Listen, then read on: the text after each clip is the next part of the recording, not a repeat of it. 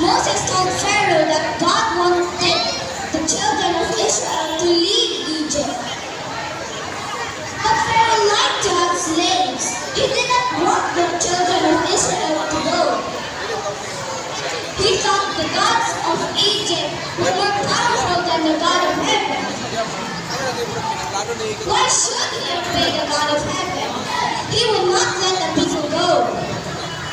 God sent many unpleasant things called plagues to Pharaoh to show him that he was God. One of them was a plague of frogs. There are frogs everywhere, even in the food and in the bed.